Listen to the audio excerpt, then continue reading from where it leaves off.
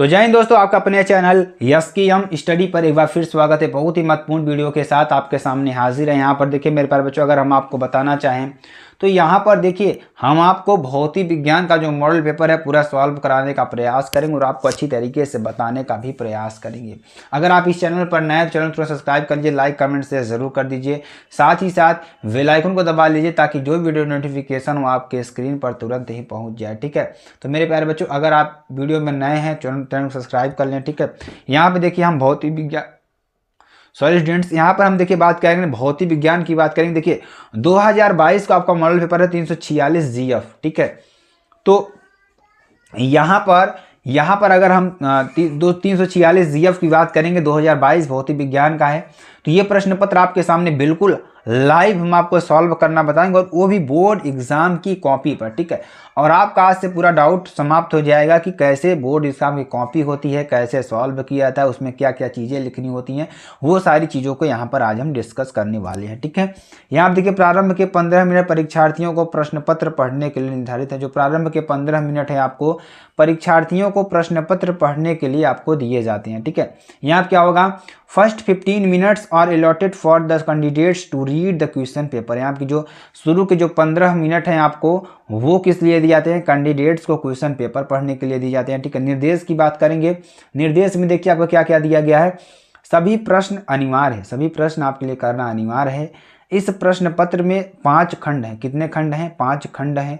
खंड अ, खंड ब, खंड स, खंड द तथा खंड य, यानी 5 खंड आपको मिलेंगे। ठीक है, उसके बाद ध्यान दीजिएगा, यहाँ पर खंड अ बहुविकल्पी है, खंड अ क्या है, बहुविकल्पी है तथा प्रत्येक प्रश्न 1 अंक के हैं। जो खंड अ है आपका बहुविकल्पी है और प्रत्येक प्रश्न कितने के हैं, 1 अंक के हैं। खंड ब की बात करेंगे तो अति लघुत्तरीय प्रश्न होंगे तथा प्रत्येक प्रश्न आपकी 1 अंक के होंगे। ठीक है, खंड स की बात करेंगे तो संख्या लघु उत्तरी फर्स्ट प्रकार के प्रश्न होंगे, प्रत्येक प्रश्न आपके 2 अंक के होंगे। खंड द की बात करेंगे तो सभी क्या होंगे, लघु उत्तरी सेकंड प्रकार के प्रश्न होंगे, प्रत्येक प्रश्न आपके 3 अंक के होंगे। ठीक है, तो इस तरीके से आपको ध्यान देना है। अब यहाँ पर देखिए जो आपके क्वेश्चन है, क्वेश्चन क्या दिए गए हैं। 7वें नंबर देखिए खंड य वाला जो आपका है, खंड य विस्तृत उत्तरीय प्रश्न है। क्या है यहाँ, विस्तृत उत्तरीय प्रश्न है, 5 अंक के हैं। ये कितने अंक के हैं, 5 अंक के हैं। इस खंड के चारों प्रश्नों में आंतरिक विकल्प का चयन प्रदान किया गया है। ऐसे प्रश्नों में आपको दिए गए चयन में से केवल एक ही प्रश्न करना। जो 7वां प्रश्न रहेगा मेरे प्यारे बच्चों, उसमें आपको क्या करना रहेगा, हाँ 2 प्रश्न दिए रहेंगे। ठीक है, 2 प्रश्न आपके दिए रहेंगे, 1 प्रश्न आपको करना होगा। ठीक है, प्रश्न में प्रयुक्त प्रतीकों के सामान्य अर्थ हैं। ठीक है, इसमें सामान्य अर्थ आपको दिखाई देंगे। चलिए अब हम आपको कॉपी पर ले चलते हैं, कॉपी में क्या क्या चीज़ दी गई है, उसके बाद हम इसको आपको अच्छी तरीके से सॉल्व करके बताते हैं। ठीक है, यहाँ पर देखिए सॉल्व करेंगे। देखिए केंद्र व्यवस्थापक की मोहर आपको यहाँ पर लगी हुई रहेगी, तभी आपको ये कॉपी क्या मानी जाएगी, लीगल मानी जाएगी, अन्यथा लीगल नहीं मानी जाएगी। ठीक है, उसके बाद केंद्र की मुहर रहेगी। तो 2 चीज़, जब यहाँ पर 2 मुहर आपको दिख जाए तो आप समझ लीजिएगा ये कॉपी क्या है, लीगल है। ठीक है, ये हमने ओनली फॉर डेमो के लिए बताया हुआ है और यहाँ पर हम पूरा अच्छी तरीके से सॉल्विंग कराएंगे। इंटरमीडिएट परीक्षा उत्तर प्रदेश की बात करेंगे तो परीक्षार्थी उत्तर पुस्तिका के किसी भाग में अपना नाम न लिखें। परीक्षार्थियों को यहाँ पर सीधा सीधा बताया गया है किसी भी भाग में अपना नाम नहीं लिखना है। यहाँ तक कि जब आप लेटर लिखते हैं तो लेटर में भी आपको आपका अपना नाम नहीं होना चाहिए। ये बात आपको ध्यान देना है और बहुत ही इंपॉर्टेंट चीज़ है आपके लिए। ठीक है, और केंद्राध्यक्ष एवं कक्ष निरीक्षकों को यह अधिकार होगा कि वे परिषद की परीक्षा में सम्मिलित होने वाले परीक्षार्थियों की तलाशी ले सकते हैं।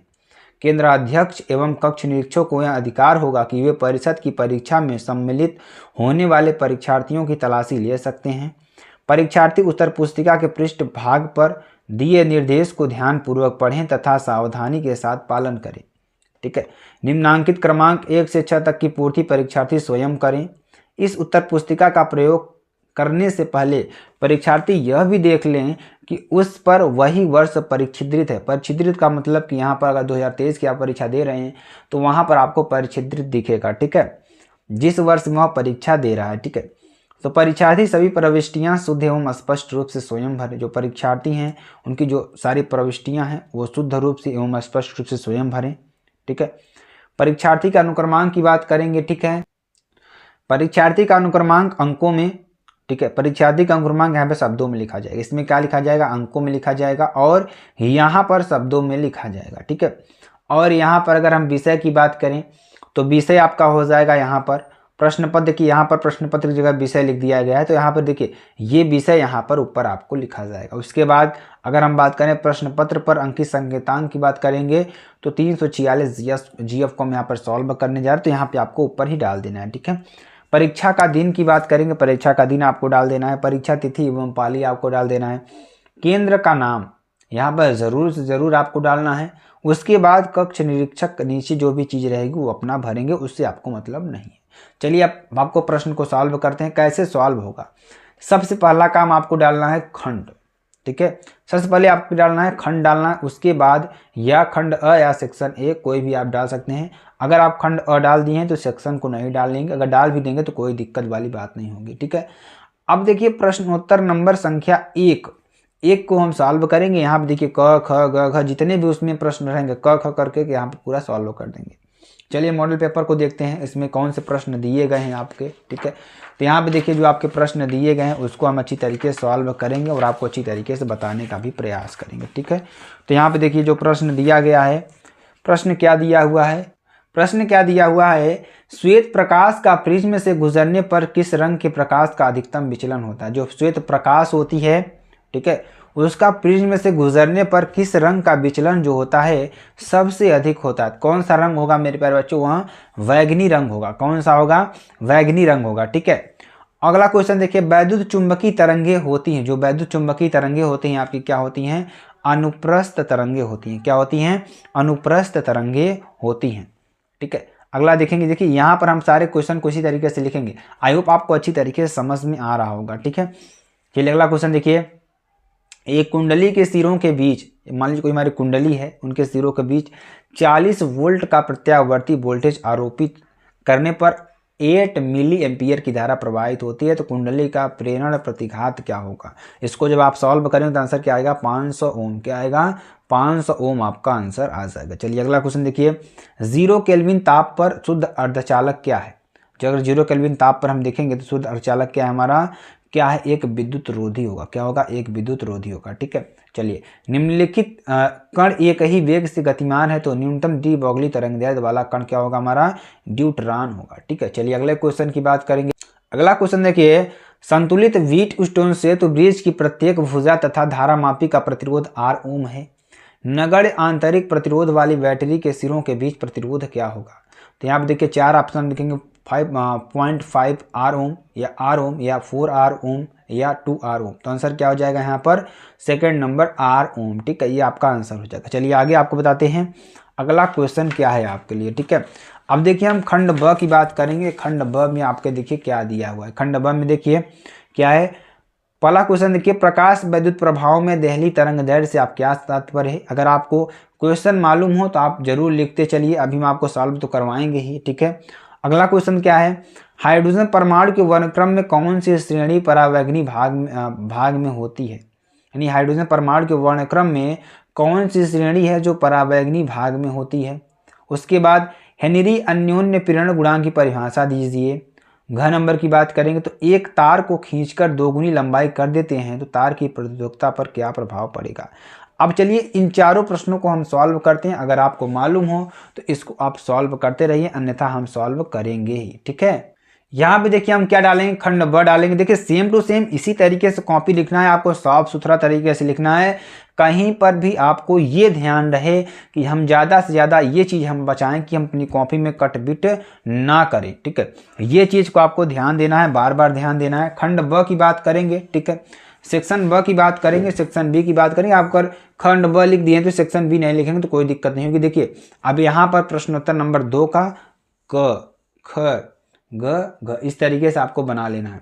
तो पहला प्रश्न क्या था हमारा कि प्रकाश वैद्युत प्रभाव में देहली तरंगदैर्ध्य से क्या तात्पर्य है। तो प्रकाश वैद्युत प्रभाव में देहली तरंगदैर्ध्य से क्या तात्पर्य है उसके बारे में बात करते हैं। तो अगर आपको क्वेश्चन मालूम है तो उसका आंसर जरूर आप लोग अपनी कॉपी में लिखते चलिए।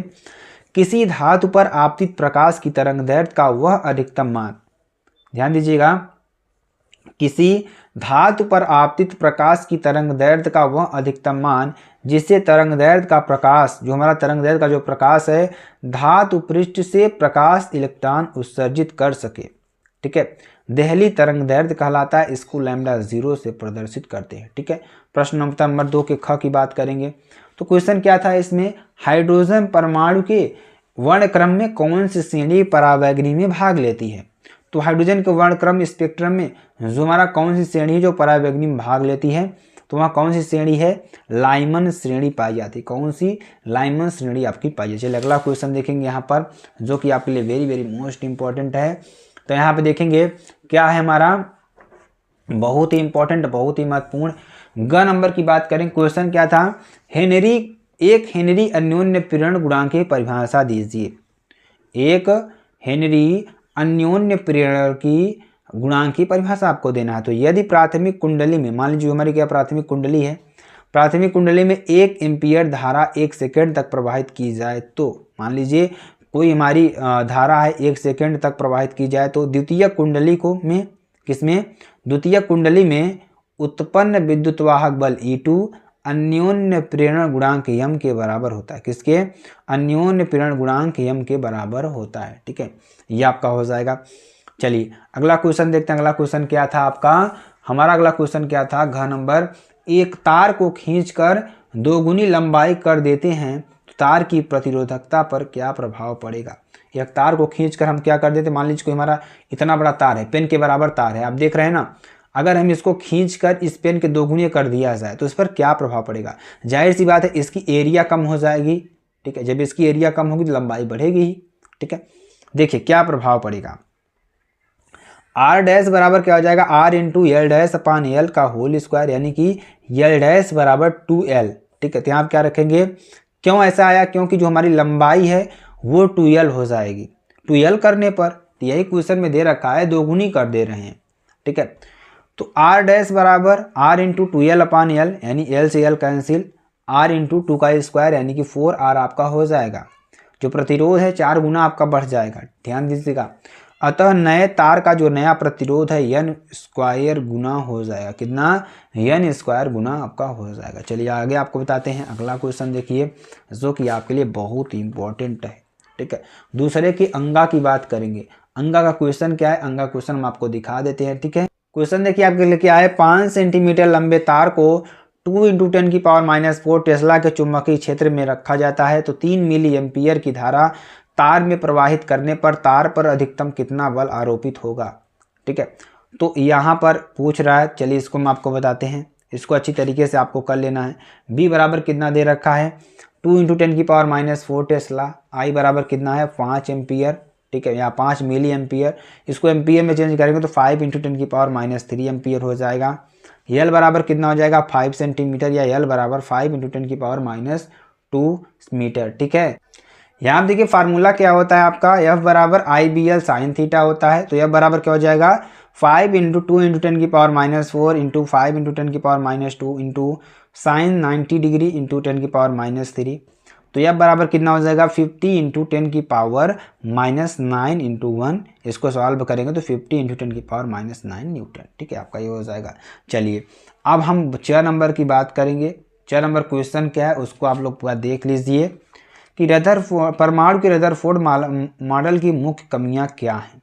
जो परमाणु के रदरफोर्ड के जो मॉडल था उसकी मुख्य कमियां क्या क्या थी। ठीक है, चलिए इसके बारे में चर्चा करते हैं।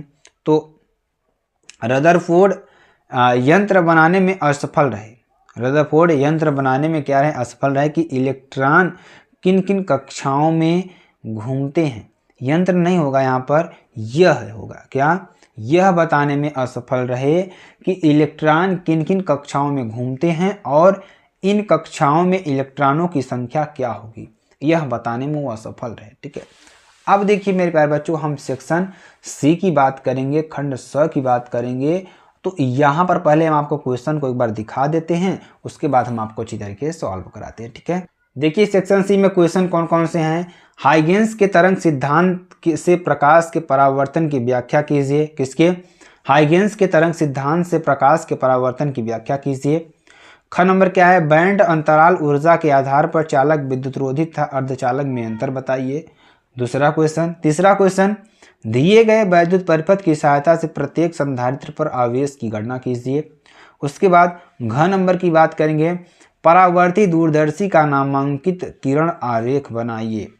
क्या बनाना है, परावर्ती दूरदर्शी का नामांकित किरण आरेख आपको बनाना है। ठीक है, चलिए आगे आपको बताते हैं इन क्वेश्चंस को सॉल्व करके। पहला क्वेश्चन यही है कि हाइगेंस के तरंग सिद्धांत से प्रकाश के परावर्तन की व्याख्या कीजिए। चलिए इसकी हम व्याख्या करते हैं और आपको बताते हैं। क्वेश्चन क्या है, प्रश्न नंबर 3 का क लिखेंगे। तो इस सिद्धांत के अनुसार प्रकाश तरंगों के रूप में गमन कर, देखिए हमारा मेन मोटिव यही है मेरे प्यारे बच्चों कि आपको हम प्रत्येक प्रश्न को एक बार दिखा दें क्या चीज़ें उसमें हैं। तो वो चीज़ अगर आप इसका स्क्रीनशॉट भी कर लेते हैं तो आप उससे लिख सकते हैं। हमारा मोटिव यही कि आपको सारे प्रश्नों को एक जगह लिखवाना। जैसे आपके पास मॉडल पेपर हम आपको आ गया, ठीक है, मॉडल पेपर आपका आ गया 346 जीएफ, उसके जो जितने भी प्रश्न हैं आप अगर एक नज़र में देख लेते हैं कि उसमें क्वेश्चन को कैसे सॉल्व किया गया है तो आपको एक आइडिया आ जाता है कि हाँ ये क्वेश्चन का आंसर यही होगा। तो वही बात हम यहाँ पर कर रहे हैं। तो आपको बहुत ज़्यादा हाइपर होने की ज़रूरत नहीं है, यहाँ पर अच्छी तरीके से पढ़ते चलिए। यहाँ पर हम आपको सारे क्वेश्चन को सॉल्यूशन एक बार ज़रूर दिखाएंगे। ठीक है, ये हमारा वादा है, तो आप सभी को गारंटी है। ठीक है, इस सिद्धांत के अनुसार क्या हो जाएगा, प्रकाश तरंगों के रूप में गमन करता है। प्रकाश स्रोत से निकलकर ये तरंग चारों दिशाओं में निर्वात में प्रकाश की चाल से चलता है। ध्यान दीजिएगा, इस सिद्धांत के अनुसार क्या हो जाएगा, जो प्रकाश है तरंगों के रूप में गमन करता है। मतलब कहने का मतलब कि इस सिद्धांत में यही बताया गया है, इस सिद्धांत में क्या बताया गया, यही बताया गया है कि प्रकाश जो है तरंगों के रूप में गमन करता है। प्रकाश स्रोत से निकलकर ये तरंग चारों दिशाओं में निर्वात में प्रकाश की चाल से चलता है। जो तरंग है चारों दिशाओं में क्या करके निर्वात में प्रकाश की चाल से क्या करता है, चलता है। ठीक है, ये आपके लिए बहुत ही इंपॉर्टेंट है। तो इस तरीके से आपको यहाँ पर देख लेना है, फिगर देख लेना है। ठीक है, ध्यान दीजिएगा, जैसे देखिए ये किरण हमारी यहाँ से आई, यहाँ से परावर्तित होकर के इधर चली गई, इस तरीके से यहाँ से किरण आई परावर्तित होकर यहाँ से चली गई। ठीक है, ये आपका हो जाएगा। चलिए आगे आपको बताते हैं। अब देखिए हमारा अगला क्वेश्चन क्या है, अगला क्वेश्चन यही है कि बैंड अंतराल ऊर्जा के आधार पर चालक, विद्युतरोधी तथा अर्धचालक में अंतर बताइए। चालक में, अचालक में और अर्धचालक में आपको अंतर बताना है। ठीक है, तो चलिए इसमें आपको हम अच्छी तरीके से बताते हैं। प्रश्न नंबर 3 के ख की बात करेंगे। तो अगर आप चाहते तो इसकी सॉल्व भी कर लेते हैं, लेकिन हम आपको एक बार ज़रूर बताएंगे इसमें। तो देखिए चालक मोटे तौर पर हम आपको बता दें जिसमें धारा का, मान लीजिए हमारा क्या है, इलेक्ट्रॉन है। ठीक, एक मोटे तौर पर हम आपको बता रहे हैं ये हमारा इलेक्ट्रॉन है। ठीक है, ये हमारा कोई क्या है, चालक है। ठीक है, फिर हमारी क्या है, कोई चालक है। अगर इसमें इलेक्ट्रॉन का फ्लो अच्छी तरीके से हो रहा है तो ये कंडक्टर है। अब यही इलेक्ट्रॉन अगर इसमें फ्लो नहीं हो पा रहा है तो ये क्या है, अचालक है। अगर इसमें देखिए, इसमें जो इलेक्ट्रॉन है, अर्धचालक की बात करें, इसमें जो इलेक्ट्रॉन है, ठीक है, चालक से कम और अचालक से अधिक प्रवाहित हों, ठीक है, अधिक प्रवाहित गति से गति हो तो क्या चलते हैं, अर्धचालक कहलाते हैं। सेम परिभाषा आपकी यही यहाँ पर लिखा हुआ है। वे पदार्थ जिनमें वैद्युत आवेश आसानी से प्रवाहित हो सके, जिनमें मुक्त इलेक्ट्रॉन बड़ी संख्या में उपस्थित रहते हों, चालक कहलाते हैं। सिंपल सी बात है। वे पदार्थ जिनमें वैद्युत आवेश कठिनता से प्रवाहित हों तथा जिनमें मुक्त इलेक्ट्रॉन नहीं होते हों अथवा कम संख्या में होता है तो क्या होता है, अचालक होते हैं। ठीक, ये आपका हो जाएगा। अर्धचालक की बात करेंगे तो वे पदार्थ जिनकी वैद्युत चालकता, क्या, वे पदार्थ जिनकी वैद्युत चालकता चालकों एवं अचालकों के मध्य होता है। क्या होता है, चालकों और अचालकों के मध्य होता है, अर्थात अर्धचालक कहलाते हैं। जैसे कार्बन, सिलिकॉन, जर्मेनियम अर्धचालक हैं। ये पदार्थ तो पूर्ण रूप से चालक होता है और न ही पूर्ण रूप से अचालक होता है। ये पदार्थ जो होते हैं पूर्ण रूप से चालक भी नहीं होते हैं और पूर्ण रूप से अचालक भी नहीं होते। वही बात हमने आपको बताई। चलिए अगला क्वेश्चन देखिए, तीसरे नंबर के ग की बात करेंगे। तो यहाँ पर ध्यान दीजिएगा, देखिए आपका फिगर भी इसमें दे रखा है, बहुत अच्छी बात है। यही फिगर दे रखा था। तो इसमें हमें कैपेसिटर पर क्या निकालना है, आवेश की मात्रा को निकालना है। देखिए आई बराबर कितना होता है, E/R प्लस आर होता है, capital R plus small R. तो यहाँ पर 12/2 + 3 + 1 क्या हो जाएगा, 2 + 3 + 1, इसको पूरा ऐड कर देंगे आपको। ठीक है, तो क्या हो जाएगा, 12/6 बराबर 2 एम्पियर धारा आपकी निकल जाएगी। अब ए व बी के बीच जो विभवांतर होगा V = IR, तो यहाँ से ए और बी के बीच विभवांतर आपको निकालना है। तो 2 धारा का मान हमने कितना निकाला, तो 2 इंटू आर का मान देखिए 2 + 3 है, तो 2 + 3 यहाँ पर हो जाएगा बराबर 10 वोल्ट आ जाएगा। अब हम क्या निकालेंगे, धारिता, क्या निकालेंगे, धारिता निकालेंगे। तो ए और बी के बीच तुल्य धारिता क्या हो जाएगी, C बराबर C1 C2 अपान C1 + C2, तो 1 × 2 अपान 1 + 2 बराबर 2 अपान 3 बराबर 0.66 माइक्रोफैरड। दोनों संधारित्र पर संचित आवेश कितने हो जाए, Q बराबर CV या Q बराबर 0.66 × 10, ठीक है। C का मान हमने क्या निकाला 0.66 और V का मान कितना निकाला 10 निकाला। तो यहाँ पे मान रखेंगे, सॉल्व करेंगे तो 0.66 माइक्रोफैरड आपका आंसर आ जाएगा। चलिए अगला क्वेश्चन देखिए। अगला क्वेश्चन देखिए हमारा क्या था कि परावर्ती दूरदर्शी का नामांकित चित्र बनाइए। किसका, परावर्ती दूरदर्शी का नामांकित चित्र बनाइए। तो आपको ये स्क्रीनशॉट कर लेना अच्छी तरीके से और अपने कॉपी में इसको उतार लेना है, ठीक है। चलिए आगे बताते हैं। अगला क्वेश्चन देखिए, प्रश्न नंबर 4 की बात करेंगे मेरे प्यारे बच्चों। आई होप आपको बहुत अच्छी तरीके से समझ में आ रहा होगा, ठीक है। तो क्वेश्चन देखिए चौथे नंबर की बात करेंगे। चौथे नंबर में क्वेश्चन कौन कौन से दे रखे हैं उसके हम पहले आपको एक बार ओवरव्यू दे देते हैं, उसके बाद हम आपको अच्छी तरीके से सॉल्व कराते हैं। देखिए क्वेश्चन क्या दे रखा है, व्हीट स्टोन ब्रिज का सिद्धांत क्या है, किरचॉफ नियम की सहायता से इसे प्राप्त कीजिए। तो व्हीट स्टोन ब्रिज का सिद्धांत क्या है, किरचॉफ नियम की सहायता से इसे प्राप्त कीजिए। दूसरा क्या है, एक 90 डिग्री कोण वाले प्रिज्म के पृष्ठ AB पर एक वाणी प्रकाश की किरण चित्रानुसार आपतित होती है, ठीक है। अपवर्तन के पश्चात निर्गत किरण पृष्ठ BC से स्पर्शवत निकलती है। तो प्रिज्म के पदार्थ का अपवर्तनांक आपको निकालना है, ये आपको फिगर दे रखा है। उसके बाद ग नंबर की बात करेंगे। तो ग नंबर में क्या देख रहा है, परिपथ चित्र की सहायता से PN संधि डायोड की अर्धतरंग दिष्ट क्रिया समझाइए। ये देखिए सारे क्वेश्चन एक बार करवा चुके हैं, ठीक है, एक बार करवा चुके हैं। आपको बस एक बार दिखाना है कि मॉडल पेपर में कैसे प्रश्न पूछे जा रहे हैं, कैसे सॉल्व होगा। एक बार अगर आप रिवीजन के तौर पर इसको देखते हैं तो आपके लिए बहुत ही ज़्यादा मज़ा आने वाला है मेरे प्यारे बच्चों। इतना ज़्यादा आनंद आएगा कि आप कहेंगे वाह सर आपने क्या बताया, एकदम लाजवाब क्वेश्चंस हैं। ये क्वेश्चंस बहुत बार हमने करा रखे हैं आपको, और बस आपके लिए स्क्रीनशॉट लेते चलिए, अच्छी तरीके से अपनी कॉपी मेंटेन करते चलिए और एग्ज़ाम टाइम में बस इसी को रिवीजन करिए। आई होप आपको एग्ज़ाम अच्छी तरीके से जाएगा और 95+ आप एग्ज़ाम में पाएंगे जरूर, ठीक है। देखिए घ नंबर क्या है, एम्पियर का परिपथीय नियम क्या है। एम्पियर का परिपथीय नियम क्या है, इसकी सहायता से अनंत लंबाई में सीधे धारावाहिक तार से r दूरी पर स्थित किसी बिंदु पर चुंबकीय क्षेत्र का सूत्र स्थापित कीजिए, ठीक, ये क्वेश्चन हो जाएगा। अंगा नंबर की बात करेंगे, ठीक है। अंगा नंबर में क्या हो जाएगा, स्वप्रेरण गुणांक की परिभाषा दीजिए। एक कुंडली में वैद्युत धारा 5 मिलीसेकंड में 2 एम्पीयर से 12 एम्पीयर हो जाती है। यदि कुंडली में प्रेरित वैद्युत वाहक बल 48 वोल्ट उत्पन्न हो तब कुंडली का स्वप्रेरण गुणांक ज्ञात कीजिए, ठीक है। चलिए इसको हम सॉल्व करते हैं और आपको अच्छी तरीके से बताने का प्रयास करते हैं। पहले क्वेश्चन को देख लेते हैं। क्वेश्चन भी हमने आपको बताया, तो क्वेश्चन को अच्छी तरीके से आपको बताते हुए और आंसर को बताएंगे, ठीक है। आपको स्क्रीनशॉट करते चलना है, जो क्वेश्चन आपके लिए हो गए हैं उनको हम स्क्रीनशॉट करेंगे और जो नहीं हुए उसको अच्छी तरीके से समझाते चलेंगे, ठीक है। चलिए आप देखिए क्वेश्चन क्या था, व्हीट स्टोन्स ब्रिज का सिद्धांत क्या है, ठीक है। किरचॉफ के नियम से इसे प्राप्त कीजिए। किरचॉफ का नियम आप सभी लोग जानते हैं, धारा का नियम, वोल्टेज का नियम, तो हमें बताने की ज़्यादा ज़रूरत नहीं है। तो व्हीट स्टोन सेतु नामक वैज्ञानिक ने प्रतिरोधों की एक विशेष अवस्था का आविष्कार किया। जो प्रतिरोधों हैं उनकी विशेष अवस्था का आविष्कार किया, जिसे व्हीट स्टोन सेतु का नियम कहते हैं। क्या कहते हैं, व्हीट स्टोन सेतु का नियम कहते हैं।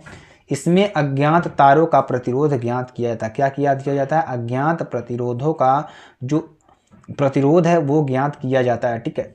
ये पूरा आपका प्रश्न है, इसमें देखिए आंसर आपको दिया हुआ है, तो इसको आपको स्क्रीनशॉट करके बिल्कुल अच्छी तरीके से समझ लेना है, ठीक है। चलिए आगे आपको बताते हैं, इसको भी आपको स्क्रीनशॉट कर लेना है, अच्छी तरीके से समझते चलिएगा। बस देखिए कैसे दिया गया है, ये चीज़ आपको ध्यान देना है, इसको भी आपको कर लेना है। यहाँ पे आपको सॉल्विंग हो जाएगा P/Q बराबर R/S, ठीक है। प्रश्नोत्तर संख्या नंबर 4।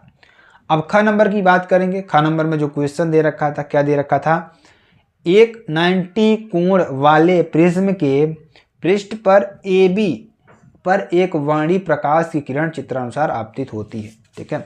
तो निर्गत अपवर्तन के पश्चात निर्गत किरण पृष्ठ जो होगी, चलिए हम उसको आपको दिखाते हैं क्वेश्चन। यहाँ पे देखिए ये क्वेश्चन आपको दे रखा है, क्वेश्चन ध्यान दीजिएगा। तो अगर हम आपतन कोण I1 की बात करेंगे 45 डिग्री, पुनः देखिए यहाँ पर पड़ेगा, तो ये फिगर में आप देख सकते हैं यहाँ पे पड़ेगा, तो ये 90 डिग्री, I2 बराबर 90 डिग्री, A बराबर कितना है 90 डिग्री, ठीक है। डेल्टा बराबर कितना हो जाएगा, हमारा हो जाएगा कितना मेरे प्यारे बच्चों, यहाँ पर अगर हम बात करें तो डेल्टा बराबर कितना हो जाएगा, यहाँ पर अगर हम इसकी बात करें तो I1 plus I2 minus A, यानी कि 45 प्लस 90 माइनस 90, यानी डेल्टा बराबर 45, ठीक है। चलिए आगे आपको बताते हैं। अब देखिए आपके लिए फार्मूला क्या होता है, फार्मूला आपके लिए क्या होता है, n बराबर sine A plus delta upon 2 upon sine A by 2, ठीक है। n बराबर क्या हो जाएगा, साइन 90 प्लस 45 अपान 2, ठीक है। तो साइन 90 अपान 2 यहाँ पे क्या हो जाएगा, n बराबर साइन 67.5 अपान साइन 45, तो n बराबर क्या हो जाएगा 0.923 अपान 1 अपान √2, तो क्या हो जाएगा सॉल्व करने पर यहाँ पर n बराबर 0.923 इंटू √2, n बराबर 0.923 इंटू 1.414, ठीक है। आपका ये आंसर हो जाएगा, ठीक है। चलिए आगे आपको बताते हैं। जब आप इसको सॉल्व करेंगे तो कितना आएगा, n बराबर आपका 0.923 इंटू 1.44, इसको आपको सॉल्व करके आंसर इसका निकाल लेना है, ठीक है। चलिए अगला क्वेश्चन देखिए। अगला क्वेश्चन देखिए संख्या 4 के ग की बात करेंगे। क्वेश्चन क्या था, क्वेश्चन हमारा यही था कि एम्पियर का परिपथीय नियम, अगर हम 4 के ग की बात करें तो परिपथ चित्र की सहायता से पीएन संधि डायोड की अर्ध तरंग दृष्टिकरण की क्रिया समझाइए। तो ये पूरी आपकी क्रिया है, इसको आप लोग स्क्रीनशॉट कर लीजिएगा, ठीक है। चलिए आगे आपको बताते हैं। यहाँ पे देखिए पीएन संधि डायोड है आपकी, तो एक बार हम मोटे तौर पर आपको बता देते हैं कि अग्र अभिनत कब होगा और रिवर्स कब होगा और पश्च अभिनति कब होगा। जब हम देखिए अगर किसी बैटरी को पीएन संधि डायोड को हम जोड़ते हैं, तो जब इसको हम बैटरी के प्लस से जोड़ते हैं तो ये क्या होगा, अग्र फायर्स में होगा। अगर इसको हम निगेटिव से जोड़ते हैं तो ये क्या होगा, रिवर्स में होगा। बस यही तनी बात है, इसको घुमा फिरा कर आपको लिखना है। अगला क्वेश्चन देखिए, एम्पियर का परिपथीय नियम क्या है, इसकी सहायता से अनंत लंबाई के सीधे धारावाही तार से r दूरी पर स्थित किसी बिंदु पर चुंबकीय क्षेत्र का सूत्र स्थापित कीजिए, ठीक है।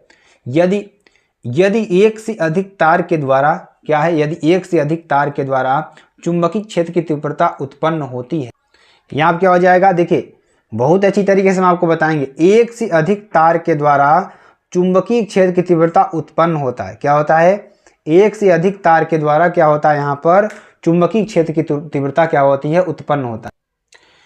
क्या होता है, उत्पन्न होता है। तो वह एम्पियर के परिपथीय नियम पर, किस पर, एम्पियर के परिपथीय नियम पर आधारित होता है। इस नियम के अनुसार किसी बंद पास में चुंबकीय क्षेत्र की रेखीय समाकलन, क्या, किसी बंद पास में चुंबकीय क्षेत्र की रेखीय समाकलन उस बंद पास में प्रवाहित धारा के μ0 गुना के बराबर होता है। किसके, μ0 गुना के बराबर होता है, यानी कि vector b dot vector dl बराबर μ0 i, क्या, vector b dot vector dl बराबर μ0 i, ये आपका आंसर हो जाएगा, ठीक है।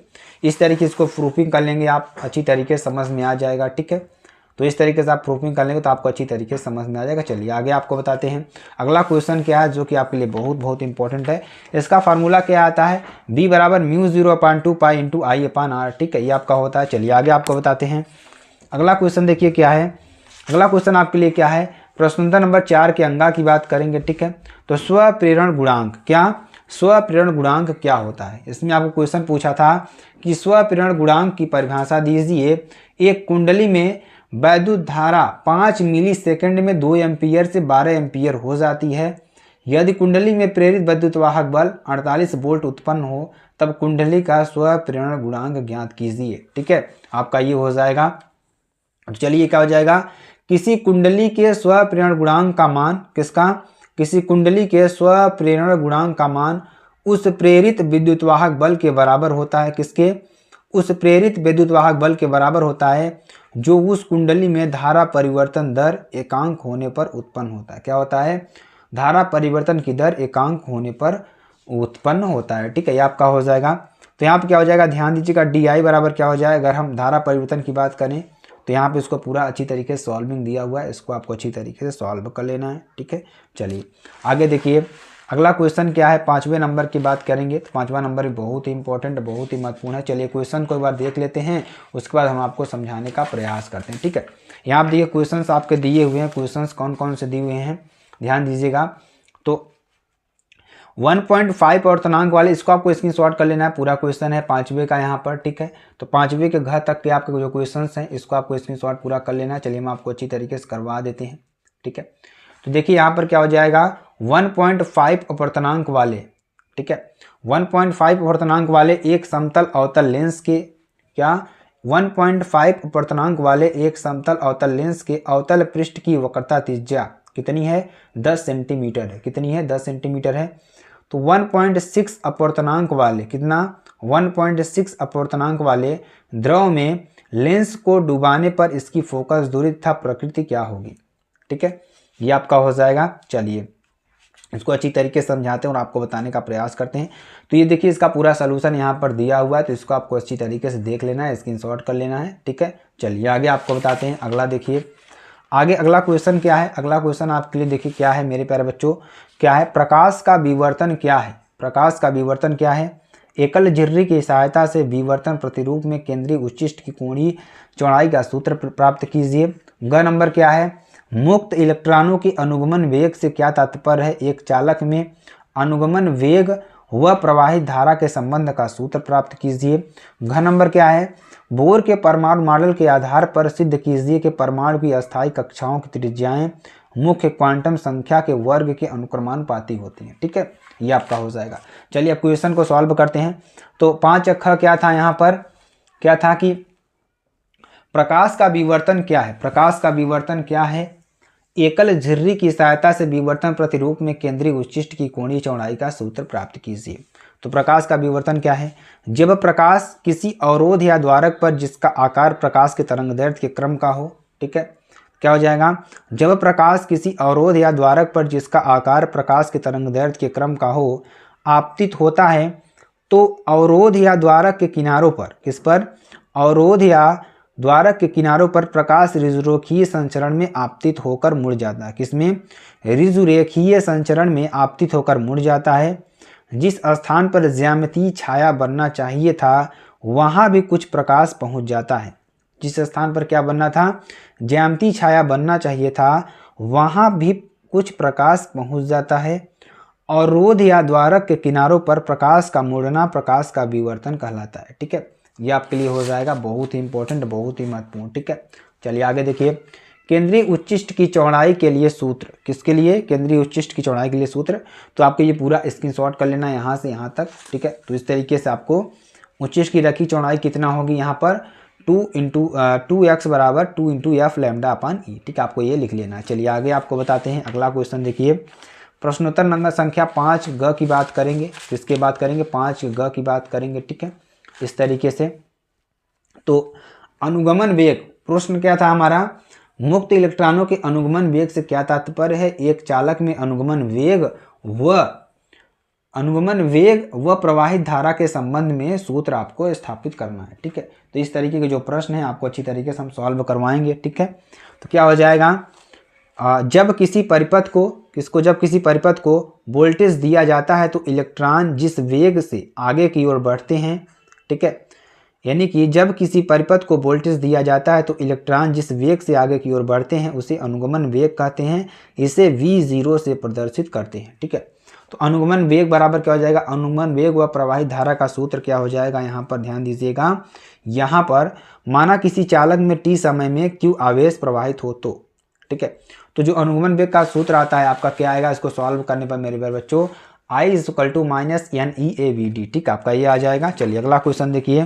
अगला क्वेश्चन भी बहुत ही इंपॉर्टेंट, बहुत ही महत्वपूर्ण, इसको भी आप लोग स्क्रीनशॉट कर लीजिएगा। ठीक है, 5 घ की बात करेंगे। तो देखिए क्या है, बोर के परमाणु मॉडल के आधार पर सिद्ध कीजिए कि परमाणु की अस्थायी कक्षाओं की त्रिज्याएं मुख्य क्वांटम संख्या के वर्ग के अनुक्रमानुपाती होती। तो इसको आपको स्क्रीनशॉट कर लेना है, बहुत ही इंपॉर्टेंट ये भी है। 5 के अंगा की बात करेंगे तो 5 का अंगा देखिए बहुत ही इंपॉर्टेंट प्रश्न ये भी है। प्रश्न क्या था हम आपको बता देते हैं एक बार ताकि आपको जानकारी है। ठीक है, क्वेश्चन देखिए क्या है, क्वेश्चन क्या है किसी समतल वैद्युत चुंबकीय तरंग के वैद्युत क्षेत्र का समीकरण आपको दिया है। ठीक है, समीकरण दिया है, निकालना क्या है, तरंग की आवृत्ति तथा तरंग दैर्ध्य और चुंबकीय क्षेत्र का समीकरण। तो इस तरीके का जो प्रश्न है यहाँ पे सॉल्व किया गया है, इसको आपको स्क्रीनशॉट कर लेना है और अच्छी तरीके से अपनी तैयारी कर लेना है। ठीक है, चलिए अगला क्वेश्चन देखिए। अगला क्वेश्चन क्या है आपके लिए, प्रश्न उत्तर नंबर संख्या 6 की बात करेंगे, सेक्शन य की बात करेंगे। इसमें आपको ऑप्शनल वाले क्वेश्चन मिलेंगे। ठीक है, तो क्वेश्चन क्या है, क्वेश्चन पहले आपको दिखा देते हैं अच्छी तरीके से, तब आपको सॉल्व कराएंगे। ठीक है, क्वेश्चन क्या है आपके लिए, क्वेश्चन बहुत ही इंपॉर्टेंट, बहुत ही महत्वपूर्ण है। ठीक है, क्वेश्चन क्या है, दिए गए परिपथ की सहायता से ज्ञात कीजिए प्रत्येक प्रतिरोध में प्रवाहित धारा E1 सेल के सिरों की वोल्टता। ठीक है, तो ये आपको निकालना है। तो यहाँ पे देखिए आपको दिया हुआ है पूरा। ठीक है, तो इस तरीके का जो प्रश्न है आपको देखिए यहाँ पर सॉल्व करना होगा पूरा। इसको क्वेश्चन को आपको स्क्रीनशॉट कर लेना है और इसको सॉल्व भी कर लेना है। ठीक है, यहाँ पे देखिए इसको अच्छी तरीके से स्क्रीनशॉट कर लीजिए, इसको कर लीजिए, उसके बाद यहाँ पर भी आपको कर लेना है। ठीक है, इसको आपको अच्छी तरीके से सॉल्व कर लेना। चलिए अगला क्वेश्चन देखेंगे। अगला क्वेश्चन 7वें नंबर की बात करेंगे। ये भी बहुत अच्छा फार्मूला है आपके लिए। क्वेश्चन क्या है, क्वेश्चन हम आपको बता देते हैं ताकि आपको ये ना रहे कि सर ने क्वेश्चन नहीं बताया। क्वेश्चन देखिए क्या है आपके लिए, अनंत लंबाई के दो समांतर धारावाही तारों के बीच, किसके, अनंत लंबाई के दो समांतर धारावाही तारों के बीच लगने वाले बल का सूत्र स्थापित कीजिए। इसके आधार पर 1 एम्पीयर विद्युत धारा की परिभाषा दीजिए। ठीक है, तो क्या हो जाएगा यहाँ पर, इसको सॉल्व करेंगे। तो यहाँ आप देखिए यहाँ पर स्क्रीनशॉट कर लेना है एक बार इसको। ठीक है, यहाँ पर इसको स्क्रीनशॉट कर लेना है और उसके बाद यहाँ पर भी आपको इसको स्क्रीनशॉट कर लेना है पूरा अच्छी तरीके से।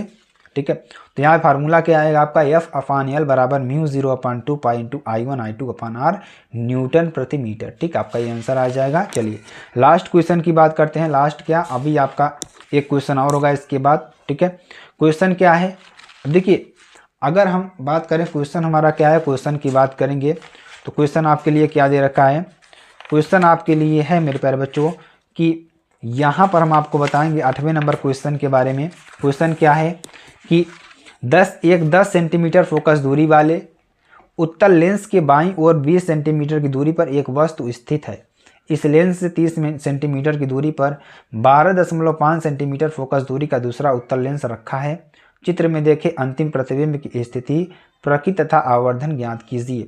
ठीक है, क्वेश्चन को स्क्रीनशॉट कर लीजिए और आंसर को भी आपको स्क्रीनशॉट कर लेना है। यहाँ पर देखिए इसको करना है पहले, उसके बाद यहाँ पर पूरे पेज को करना है। तो आवर्धन आपका कितना आएगा, m बराबर -5। ठीक है, चलिए अगला क्वेश्चन देखिए। 9 नंबर की बात करेंगे, गॉस का नियम, इसमें बहुत ही इंपॉर्टेंट है गॉस का नियम। ठीक है, तो गॉस का नियम क्या होता है, चलिए इसको बता देते हैं आपको हम एक बार।